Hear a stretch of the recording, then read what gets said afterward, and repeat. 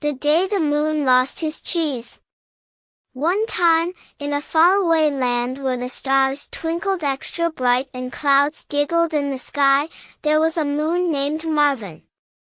Marvin wasn't your ordinary moon. He had a huge secret: his tummy was made entirely out of cheese. That's right, the moon wasn't made of rock, but of cheesy goodness. Every night, Marvin nibbled on his own cheese belly, enjoying the gooey taste while lighting up the night sky. One evening, as Marvin floated happily in the sky, he reached down for a nibble, but gasped. His cheese was missing. Oh no! Where did my cheesy belly go? Marvin cried. He looked around, but there was no sign of the missing cheese. The stars blinked at him in confusion, and the clouds whispered, "Maybe you ate too much?" Marvin shook his head. He knew he had just the right amount of cheese last night. Thank you very much. Determined to solve the mystery, Marvin floated down to earth to ask the cleverest creatures he knew, kids. He landed in a playground, causing quite the commotion. Swings squeaked, sandboxes rumbled, and kids looked up in awe as the moon plopped right next to the slide. "Why is there a giant, glowing balloon in our playground?" asked Lucy, who was always asking the smartest questions. "I'm not a balloon. I'm Marvin the Moon," he said, trying to puff out his chest, but only making a little squish sound since he was made of cheese. "My cheese belly is missing, and I need help finding it."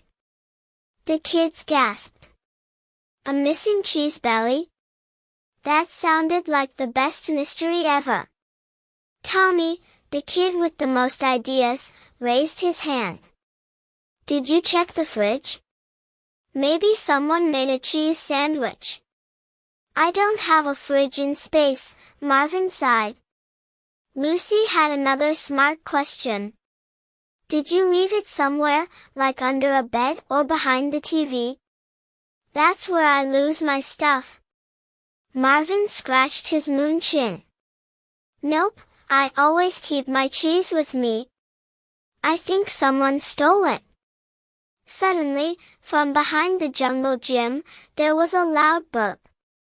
Everyone turned to see the family dog, Mr. Pickles, who looked incredibly guilty, licking his lips and grinning sheepishly. "Mr. Pickles," the kids yelled. Marvin gasped.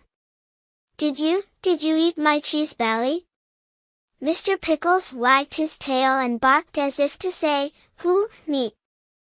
"Of course I did." The kids burst out laughing. Lucy shook her head. "Dogs will eat anything."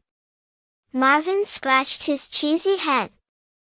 "Well, now what am I supposed to do? Without my cheese belly, I'm just a plain old moon." Tommy grinned and said, "Maybe we can make you a new belly. My mom makes the best grilled cheese sandwiches. We could stack a bunch of them together." Marvin's eyes sparkled. "A grilled cheese belly? That sounds amazing." So, the kids rushed home, each grabbing slices of cheese, bread, and their trusty toasters. Soon, the playground smelled like the world's cheesiest kitchen. They stacked the sandwiches up, one by one, until Marvin had a belly even bigger and cheesier than before. Marvin smiled. "This is the best belly ever.